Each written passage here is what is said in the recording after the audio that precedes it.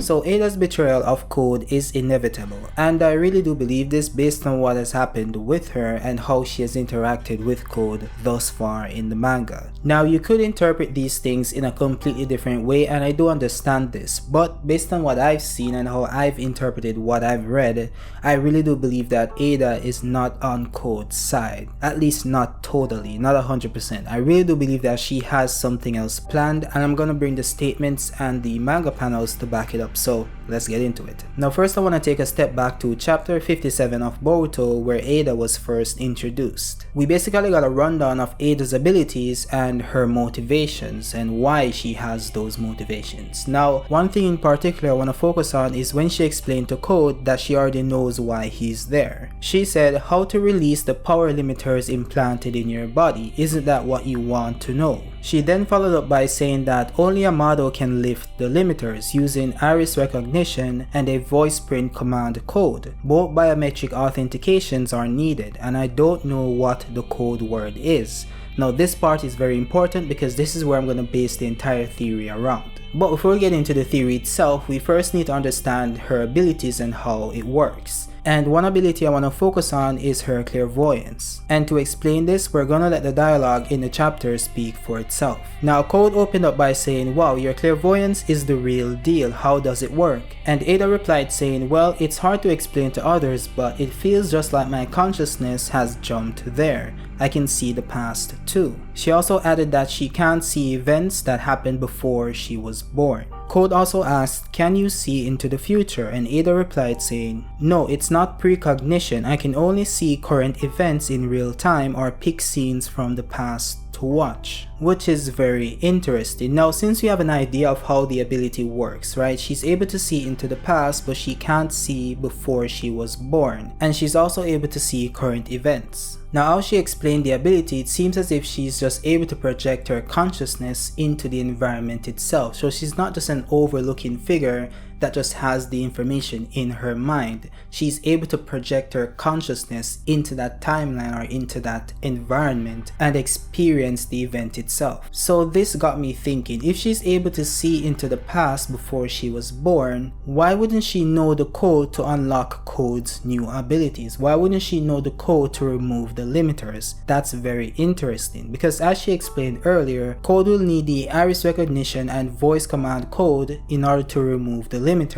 Now she mentioned that both these codes or these access methods are biometric in nature, so you wouldn't be able to take the code itself and then have someone else say the code. It has to be Amado's voice, which is why it's listed as a biometric authentication method. So you have to have Amado's voice say the code itself. And the same for the iris method, right? They have to use Amado's eyeball in conjunction with the voice command code to unlock his limiters. So as Eida said in the chapter, they'll either have to work with Amado and have Amado release the code willingly, or they'll have to gouge out his eyeballs and use it instead. And since they have the eyeball, all they'll have to do is transform into Amado, then use the code itself with their voice, because once they transform into Amado, they would also reflect his voice as well. So they can then use his voice to activate the limiters or deactivate the limiters along with Amado's original eyeball, so that can technically work. Now my problem is that Eida says that she doesn't know the code to unlock the limiters, so what this forces Code to do is wait until they can get access to Amado instead of storming into the village itself to capture Amado. So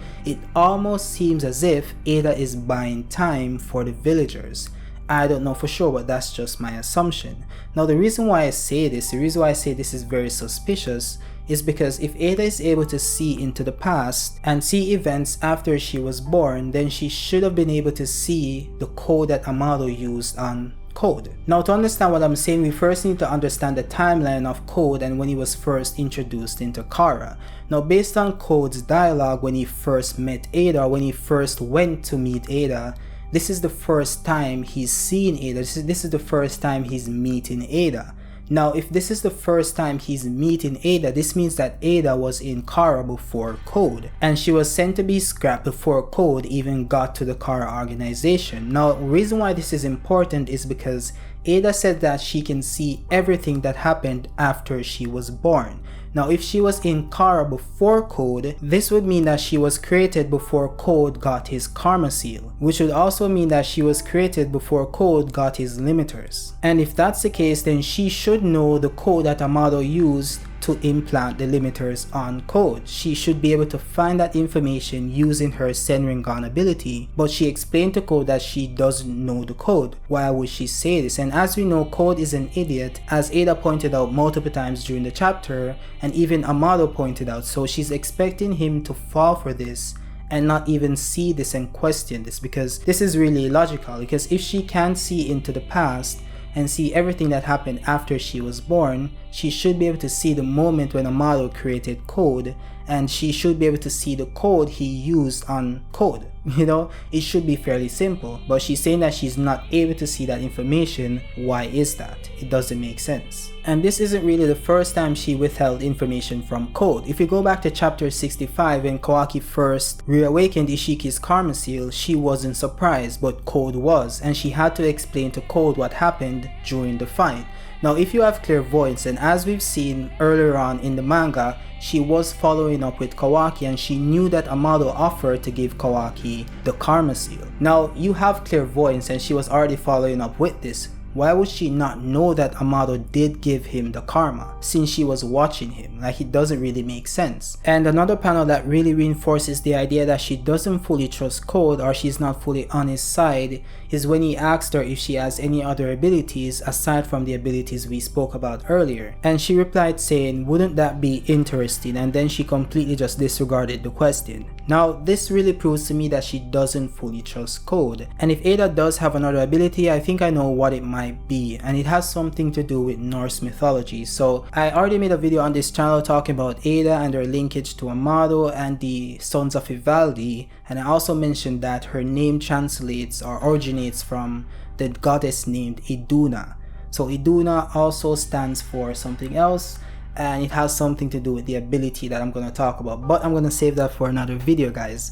I did touch on it a little bit in the other video that I posted on Thursday, but I didn't go in depth because I want to save it for a separate video, because I want to go in depth on the ability itself, because that video was just speaking about Eida and their link to Amado. That video had like too much information, and I have another video on Amado himself coming up, because I want to just separate it into multiple videos talking about these characters individually on an individual level, so I can just give you the content that you clicked on the video for, because I don't want to put like Amado's mythology and then have it stacked on at the end of the other video. Like, that's not what you clicked on the video for, you know. So I want to create a video for Amado himself and then just put his information to the forefront, so you guys can get that information when you do click on the video, you get me? So I'm going to create a separate video for the Amado theory and the Sons of Ivaldi, and I also got some additional information on that, which is why I think I cracked this series, but I might not be there as yet, but I'm pretty close. So we have this idea about the Sons of Ivaldi and the link between Amado and Eida, and Eida possibly being his cyborg daughter, basically.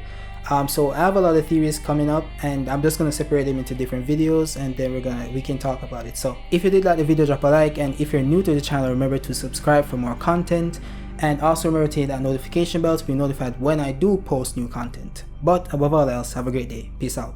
I haven't a clue what's going on here, but I'll act like I do.